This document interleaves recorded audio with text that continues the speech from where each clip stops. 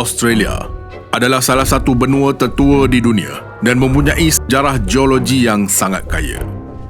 Sejak berjuta-juta tahun yang lalu, benua ini telah menjadi rumah kepada pelbagai spesies prasejarah yang menakjubkan. Hidupan prasejarah di Australia termasuklah pelbagai dinosaur, mamalia besar seperti Diprotodon dan reptilia gergasi seperti Megalania. Dinosaur yang pernah menguasai tanah Australia termasuklah carnivore seperti Australovenator dan herbivore seperti Metabosaurus. Selain itu, hidupan laut prasejarah seperti Ichthyosaurus dan Pliosaurus juga menghuni lautan yang mengelilingi benua ini. Setelah kepupusan dinosaur, mamalia besar seperti Diprotodon yang merupakan marsupial terbesar yang pernah wujud menguasai padang rumput Australia. Penemuan fosil dan tapak arkeologi di seluruh Australia telah memberikan gambaran yang jelas mengenai biodiversity yang wujud pada zaman prasejarah. Tapak terkenal seperti Dinosaur Cove di Victoria dan Riversley di Queensland adalah antara lokasi penting di mana banyak penemuan fosil telah ditemui. Di Australia prasejarah, raksasa-raksasa yang menakutkan ini bersaing untuk melihat siapa yang akan memakan manusia terlebih dahulu. Adakah kita akan dapat mempertahankan diri jika bertemu dengan raksasa ini? Astrolab membawa anda hidupan raksasa prasejarah Australia. Sebelum tu jangan lupa subscribe Astrolab dan on loceng notifikasi anda. Assalamualaikum dan salam angkasa dari Astrolab. Sekilas fakta, buaya moden tidak dapat mengalahkan manusia kecuali di dalam air. Tetapi apabila di darat, ia menjadi hampir tidak berdaya. Tetapi buaya turbo gergasi ini yang seolah-olah disuntik steroid memiliki kaki panjang seperti dinosaur pemangsa.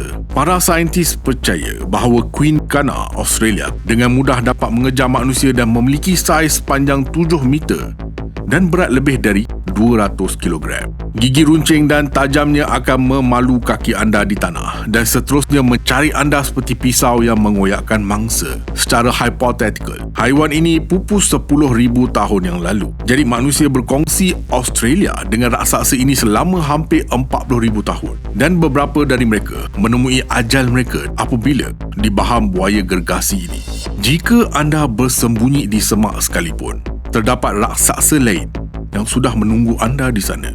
Jika ular 6 meter ini menemui anda dalam keadaan sedang tidur, maka anda tidak akan bangun lagi selama-lamanya. Wonambi pupus di tempat lain 55 juta tahun yang lalu, tetapi tidak di Australia.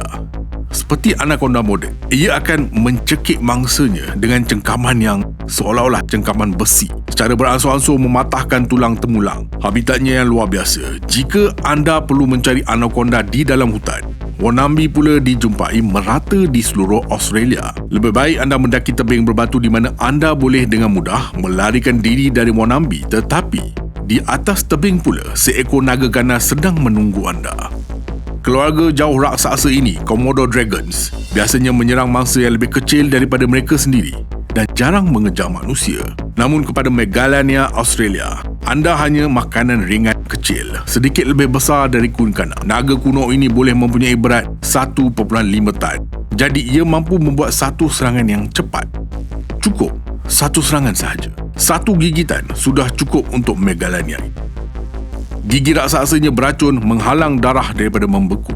Jadi, Megalania ini hanya akan menunggu anda kehilangan darah sehingga mati hasil dari kesan dari luka, atau jika ia sangat lapar, ia mungkin memakan anda hidup-hidup semasa anda masih lebah.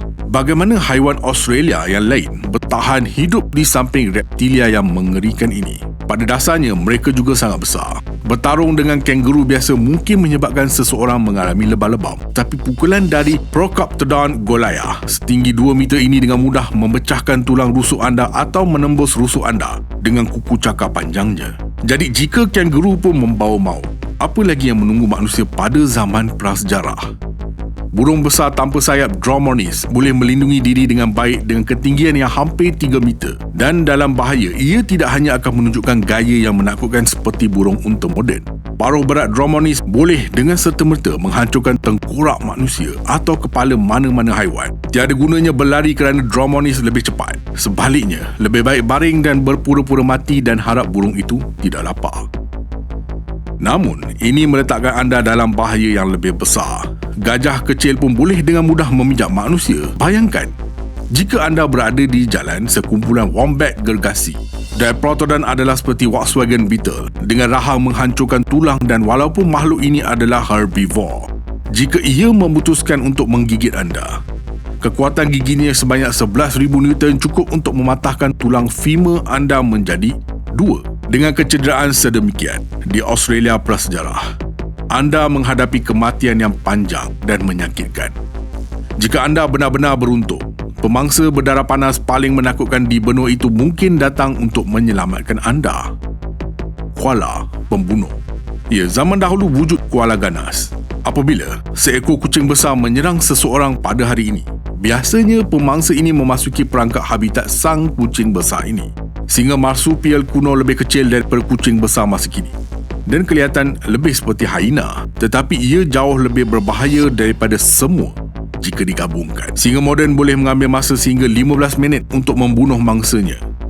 Tetapi singa marsupial dengan gigi khusus yang diwarisi daripada saudara koala dan otot yang kuat boleh menyelesaikan tugasnya dalam hanya 1 minit. Bahkan, dengan mangsa yang jauh lebih besar, kekuatan gigitan singa marsupial adalah yang terkuat di kalangan semua mamalia yang diketahui. Bahkan Diprotodon tidak akan dapat menahan mangsa ini lama-lama. Lebih baik anda lari, tetapi anda tidak boleh melarikan diri dengan memanjat kerana singa marsupial mempunyai kuku cakar yang panjang. Ia boleh memanjat ke mana-mana sahaja. Biasanya, ia menggunakan cakar ini untuk menyeret mangsanya ke tempat yang lebih terpencil dan memakannya jauh dari reptilia berbahaya. Bahkan di Australia prasejarah yang dipenuhi dengan hidupan raksasa, singa marsupial adalah pemangsa alfa. Dan dalam beberapa puluh ribu tahun selepas manusia tiba, tiada satu pun dari makhluk-makhluk ini yang kekal di benua hijau ini. Bayangkan, walaupun terdapat banyak spesies hidupan yang bahaya di Australia, orang asli Australia masih mampu hidup dan berkembang di negara ini. Apa pendapat anda? Jangan lupa like, komen, share dan subscribe. Astrolab signing off from space.